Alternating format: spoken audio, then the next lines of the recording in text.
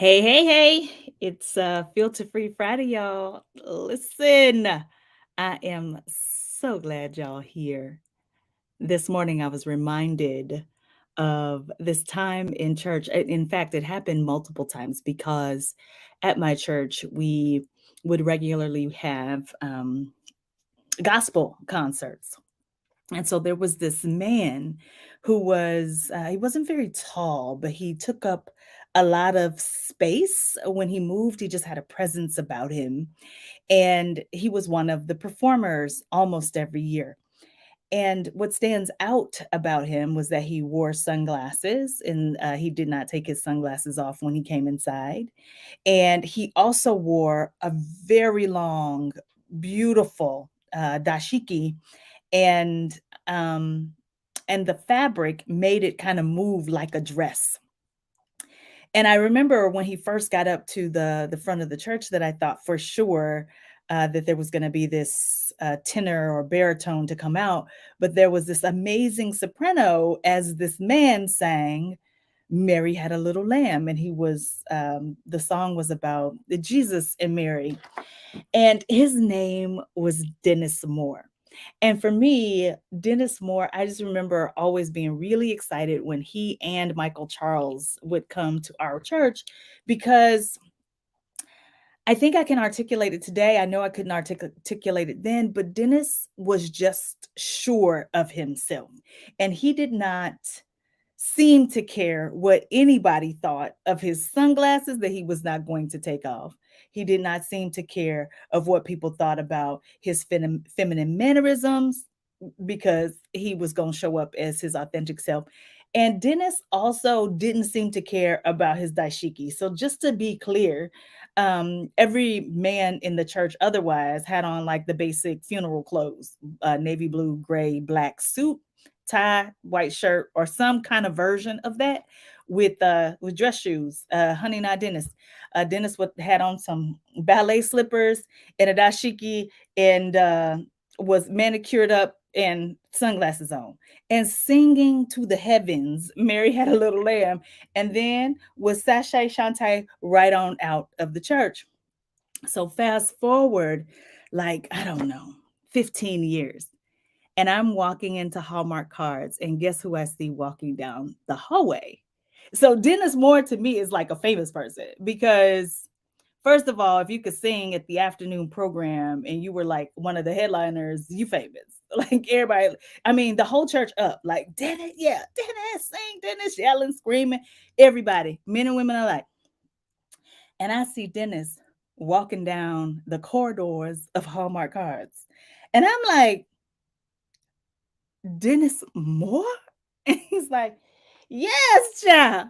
Hey, hey, baby. He didn't know who I was from Adam, right? So I let him know that I'd seen him sing at the church and loved his work, and that I would see him with Michael Charles. And anyway, he was an artist at Hallmark. And what was beautiful about that was Dennis had on his sunglasses. Dennis was sashaying Shantae down the hallway, and Dennis had on his long dashiki that moved like a dress. Now, why am I bringing that up on a Filter Free Friday? Well, because it is June 2nd, it is Pride Month, but this Pride Month feels very different for me than others have because I think this is the first time in my life. I was meaning to look this up. I think this is the first time in my life where I have actually witnessed overt attacks that are at the personal level, the interpersonal level, and also at the institutional level to the members of the LGBTQ community.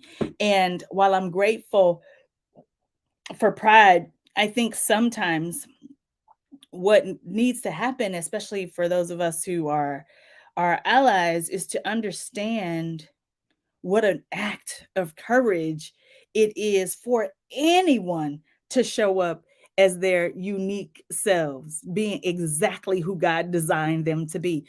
I think it is interesting and fascinating. During COVID, I wasn't wearing most of my clothes. In fact, when I was doing I was just like everybody else. And in fact, it was so common that the New Yorker did an entire cover story on it. I didn't put on pants for the better part of 2 years, honey. I was just having on my pajama pants and put on a jacket at the top or a sweater or a scarf or something. I had mastered the art of putting on some lipstick, glasses, earrings, and scarf and calling it a day, staying in my workout clothes. But when it was time for me to go back outside to work, what I realized is I don't want no more than funeral clothes. I do not want to wear a black suit for any reason. Like, I have gotten rid of everything that is all black, everything. Like, that just ain't me. And I'm like, where did I learn? Where did we learn to bend and twist and turn to make other people or to suit what other people say is acceptable? And when I think about this empathy journey that I'm on, last night one of my friends asked me, you know, do you ever do things that you don't want to do because it's the kind thing to do or it's just right for someone else? And here's what I realized. I used to a lot. But now having very good solid boundaries demands that I show up and I do exactly what I want to do because I want to do it, because it is in alignment with my values. And in fact, that helps me be more empathetic, not less. It helps me to understand that you too have the right to show up and be exactly who God called you to be. And I think sometimes when we like conflate religion with sexual orientation, where I think we get it wrong, is that we have been charged to be doers of the word, not to make somebody else do what the words say. Because quite frankly, you can't make nobody else do anything. What I'm telling you, the amount of freedom that I have experienced once I've come to learn that I cannot make anyone do anything. In fact, many times when I thought I was making my son do something, more what I was doing was um influencing somebody who was already compliant about an idea. But if he really didn't want to do it, he had to. Would it have come with some consequences? Probably. But he don't have to do nothing. And so when I think about us trying to force people to be straight, force people to act like heterosexuals, force people to love somebody of the opposite sex, it's like, what in the world? Like, how you think you gonna do that? And I uphold Dennis Moore today because the man was a walking model and demonstration of what it meant to walk through the world exactly as the person God has called you to be. And I believe that many of the times when people are out here attacking and hateful and harmful, is because they mad they got to wear funeral attire. They didn't want to wear it. They wanted to wear a pink suit. I called one of my friends last night. I got my first commencement address today. It's to a group of adults. I'm trying to figure out how I can get more commencement speeches. That's what I want to do. So I figure I must do something more impactful in the world if that's what I want to do, so that people want me to come give commencement speeches. But this one today, I called my friend. I said, "Hey, what should I wear to this thing?" And because she's such a great friend, she's like, "Well, I would wear a black dress and I would bring in some color with a jacket, but you should wear exactly what makes you feel most comfortable." And y'all know what makes me feel most comfortable?